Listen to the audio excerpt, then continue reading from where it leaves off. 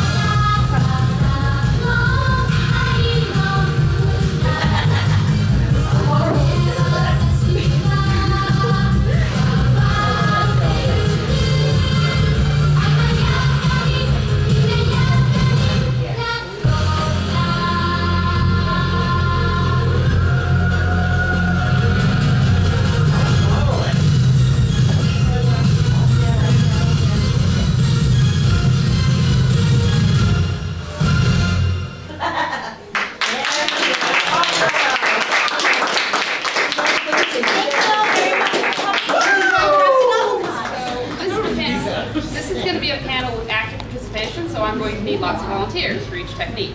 Let me know if you're wearing makeup to begin with, because then I'll use your hands. Also, if you haven't shaven, you probably want to use your hands too. Now, what color are bruises? Black. Bluish. Bluish. Blue, yellow. Green. Who said yellow? Yep. They come in all shapes and colors. You don't ever just make a bruise of one color, because then it looks really fake. So I've got here 2 different examples, and I'm going to pass the big one around. These are bruise wheels. They're by Ben Nye. Most of my stuff comes from them because they're a little more friendly with your skin, less acne breakers. Use every color in this wheel to make bruises. So yellow, actually, I use more than most colors. It adds some depth to it, some aging. So if you've got like a bruise that's starting to fade just a little, yellow's a great thing to mix. So we're going to start. And the one thing you'll notice is I never just take the color directly from here and apply it. You always put it on your hand first, so you can blend the color you want before you put it on. So we're going to start a little dark, a little bit brown, a little bit black, hold up your hand. And let's say you bruised up your nuts. So I start very lightly in a tapping motion, like this. Yeah, you already got it. Sorry.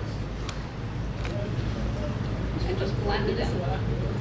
The key thing I can't stress enough is how well you blend the stuff. If it's just put on straight as it is, it'll look really fake. You ever seen like a bruise and someone's just painted like a circle on somebody and called it a bruise?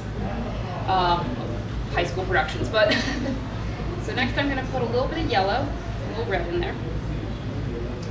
I'm going to go around the edges of the bruise. That's why I said people, if you want to come up and look at this, they're welcome to. Just go around.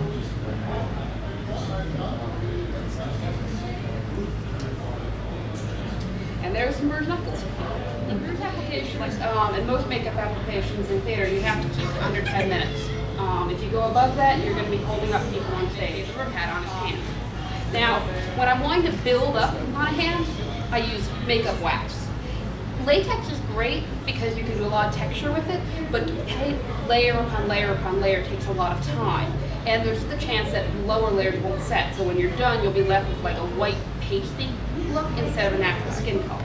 So I'm going to start off with a little bit of wax to create my base structure.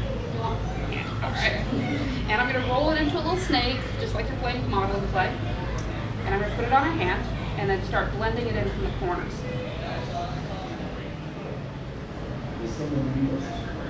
And just making sure whenever I push it down, I blend it in, try to get rid of as many air bubbles as I can. If there's any air bubbles, you'll spell white and it'll break the illusion. So now I've got her wax on her hand, and it just looks like a bow. And now we're going to make it raised and cut. So I'm going to cut her hand by just taking a sharp point and just cutting straight through the wax, and then blending where it pulled.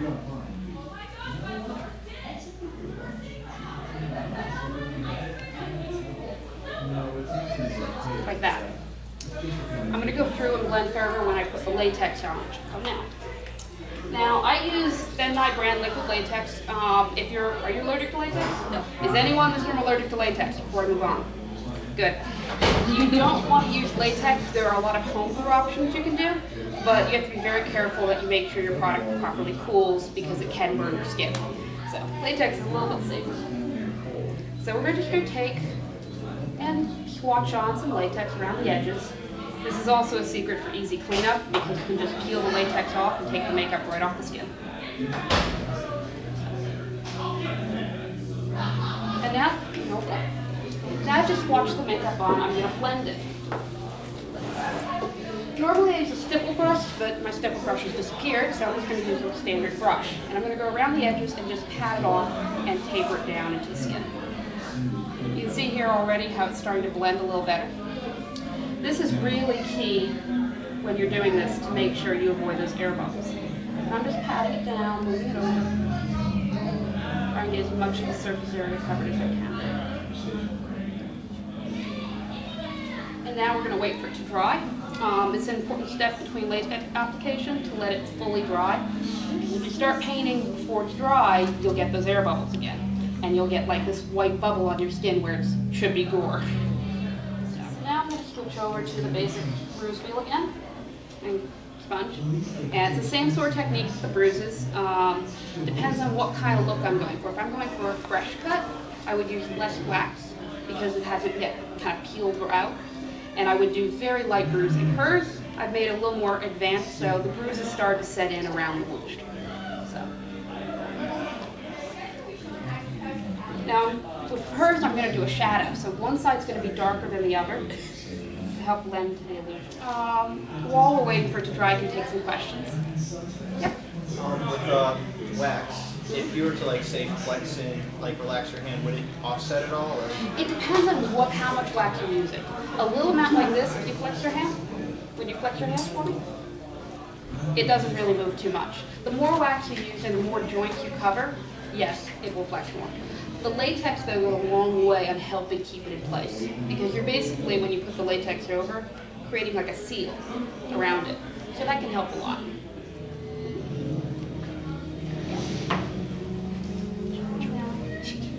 So I've used red, brown, and yellow in this blend, the dark side.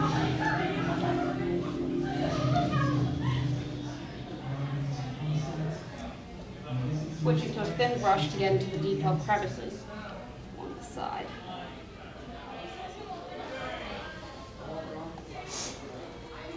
Actually, we'll make this one a little infested and use a little green. Green, yellow, add that kind of that sick tone to it.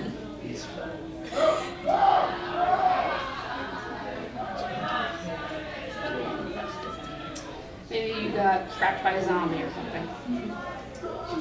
Now I've done the basic application around it, and you just keep going back, layering, layering, to get it to look darker, a little more lighter, playing with the lights and shadows. And now we're going to go into the wax to start doing the detail there. Now, people love fake blood, right? I've got my big jug of it here we can pass around if you want to take a look. It's Senshi brand. It's actually mint flavored if you ever eat it. You can use it in your mouth application. It's non-toxic. It's a real pain to clean up, let me tell you. Not off your skin, off things like that. But you never want to just put blood straight on. In fact, most of these applications, even if you have like a really gory wound, you use almost 2, maybe 3 drops of blood. Most of the time you want to do the illusion with makeup first because blood drips, blood stays liquid a long time, you have to wait for it to dry, and that can be very irritating.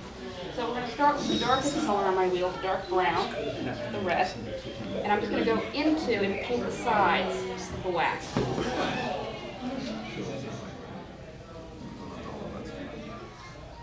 So we start to create some depth to make this look deeper than it actually is, like it's going into her skin rather than just on the surface. That's also a real problem when you're doing makeup application, making things look 3D. Anyone here know color theory? I do. So then you'll probably know about the highlight and the shadow and the complementary colors that work well to create that 3D technique. I don't have any handouts or anything on color theory, but you can go online. There's a bunch of websites out there that go into great depth. So now we've got a basic cut, slightly infected. And we're going to go and add the blood. Now remember I said we just used about a drop. This little container here will last me months. I've had my blood for going on 2 years now, and you can see I filled this little container up from that, but I've used almost none of it. So take a little bit on the brush, and we angle it into it and just drag along. This is something. Just create a little shadow. So you can see it goes a long way. It creates that shine that this is cornstarch based, so it will dry with that sheen to it. It won't go flat like makeup. And because we've got there, I'm going to set it. This is really important whenever you're doing makeup application. If I left it just like that, and she maybe brushes up against something, it'll wear off. It'll come off on whatever surface. So if you're doing a costume, you don't want to get makeup on your costume. It's oil-based. It's very difficult. I'm going to use a little bit of this. This is the translucent face powder. This stuff is great for sealing makeup once you're done. You just put a little bit on a poof and spread it around and just whack it. And then tap it off the areas. Put a little more blood. There we go. Now this will be able to walk around and it'll be resilient to most stuff. The powder acts to seal it, protects it, and whenever you do makeup, it's a great tool to have. Thank you. Thank you. Now, burns are probably the easiest thing to do after bruises. You take what you know about bruises and you take some latex, and we just start having fun. And basically, we put down a swatch of liquid latex, just spread it around. Like that. Hold it up. So you just put a latex over the area. Simple brush basically looks like a sponge with lots of holes in it, and it's great for creating texture. I'll just use one of the standard eyebrow brushes. And I'm just going to add texture. And the idea for this burns is they create that kind of mottled flesh look. If you get more extreme second and third degree burns, you'll start cutting through the skin a little bit. If you ever found me with my iPod, I have a collection of ER photos from burns, which are very gruesome. I think the worst would have to be the power line. You can actually see his arm, his bone came out of his arm. No break in the connection. I yearn for the day where there's a play where I could do that application, because that would be a lot of fun. Yeah. So now we've got some texture going on. And again, you have to wait for it to dry, which is the longest part of our makeup. Yeah? Question: if you really try to like make a certain shape out of it, like would you be able to do that with the wax? Okay. But make sure if you want to make a certain shape, you blend it a little bit so it looks a little more natural. Okay. So like let's say you want like a like Zuko from Avatar. Okay. You want his face like that. Yeah. I would blend it down toward the cheeks and up toward the hairline, rather than go all the way up. And then maybe use a little wax or latex to do the split, so it looks like a sudden piece. Just it makes it look more natural than it just plopping it on. Okay. The other application you can do for things like that, if you want a lot of texture, is you do a latex cast, where you sculpt it out of any material you've got. Clay works well. I've seen people do foam. And then you take a mold of it and you pour in latex and then drain it out so it's hollow, and you can apply that to your face with spirit gum and cotton balls. And blend that in, and it works just like skin. You can paint it the same way. Where can you get these, and how much do they cost? All right, that's a very important question. Then dye is pretty standard in the makeup industry for theatrical artists, so there's a lot of places you can get it. The easiest probably is online. because stores, typical beauty stores, will rack up prices. You can go, they have a website, benai.com, and you can also look for distributors. I went through a store in Texas called, I think,